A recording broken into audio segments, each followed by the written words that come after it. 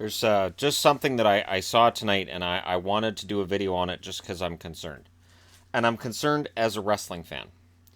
Um, when they brought in Absolution and they brought in the Riot Squad, I said, all right, so they're bringing six ladies into the WWE's main roster to get through the Rumble, and then they'll probably send a few down to NXT after, and they might cut a couple of ladies from the main roster and hope it's not Mickie James because she is fantastic.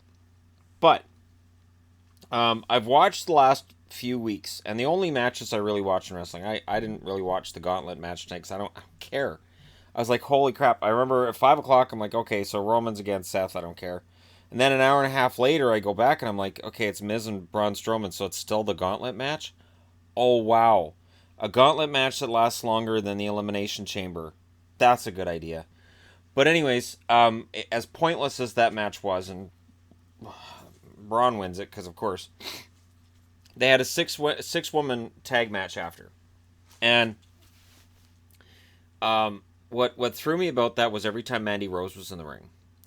Mandy Rose had Bailey in the corner, but she had her awkward. She had the one leg, and then she had the other leg under, and she didn't really have a good hold.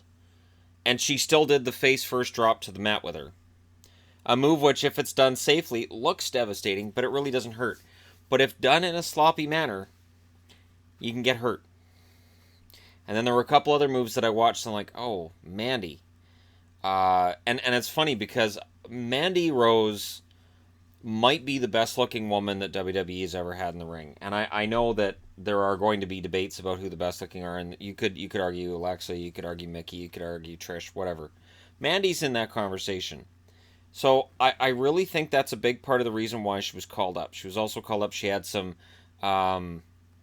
infamy due to her interactions with people during Tough Enough.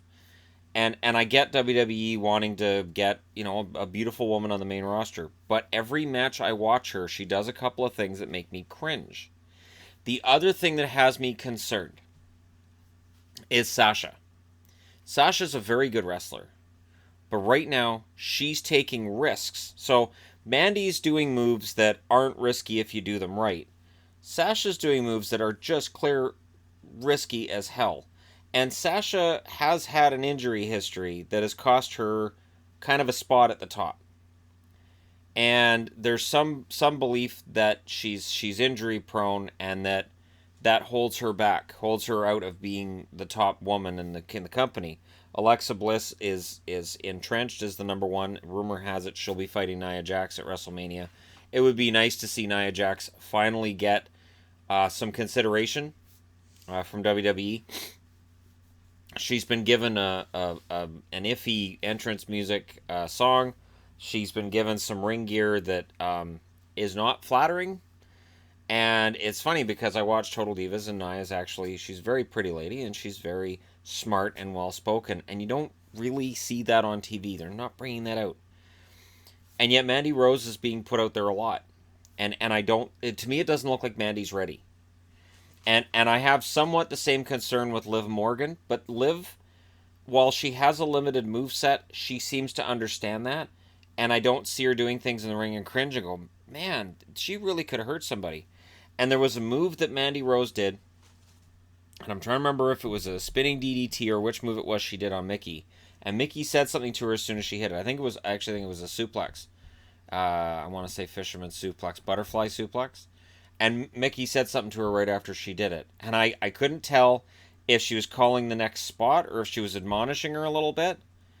But, Mickey's a good trainer in the ring. You can see that. You can see that she kind of is the ring general when she's in the ring. And it's good because she's got all that experience, both in WWE and TNA.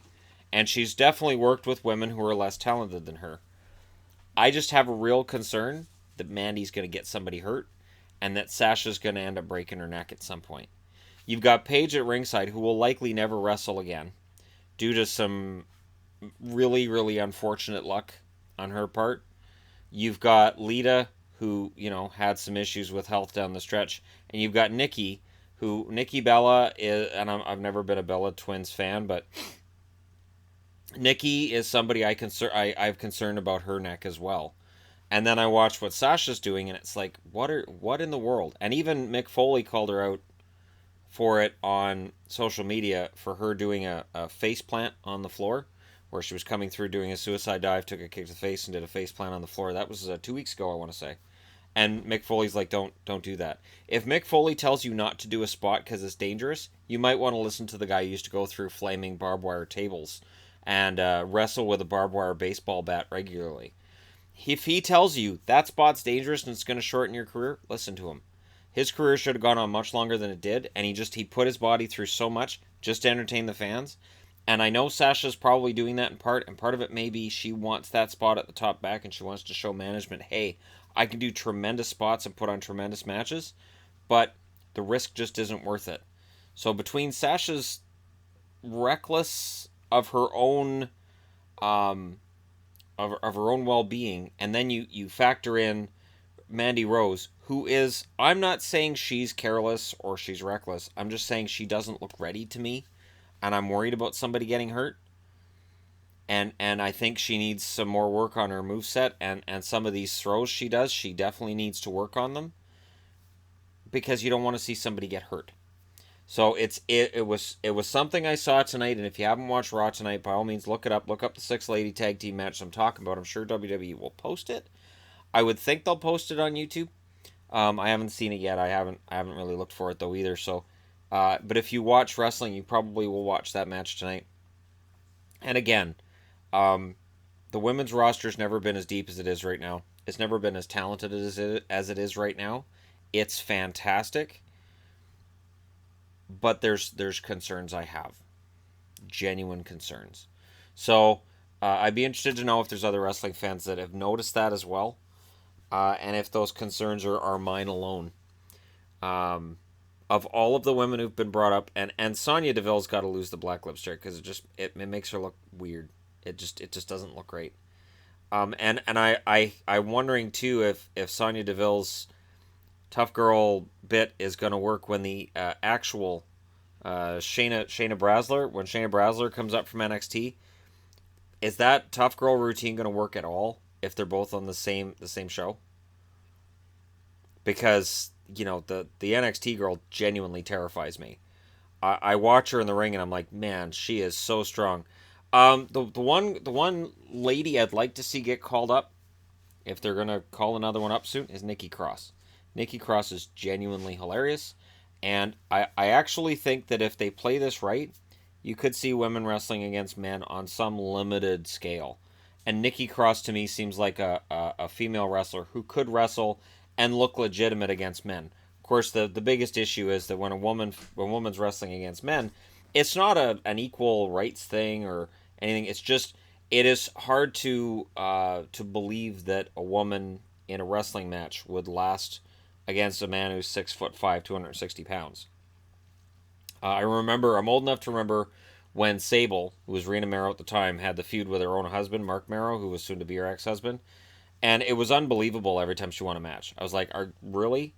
Like, I get it. You do the job for your own wife because, you want her to stay your wife. But it was so unbelievable and jaw-dropping that it took me out of the moment. And it just made me wish that I was watching anything else, even Full House. And I hate Full House. So, again, let me know what you guys think in the comments section below. Don't forget to hit like and subscribe if you're browsing your way through. You just happened upon this video. And thank you guys so much for watching. I'll talk to you again soon.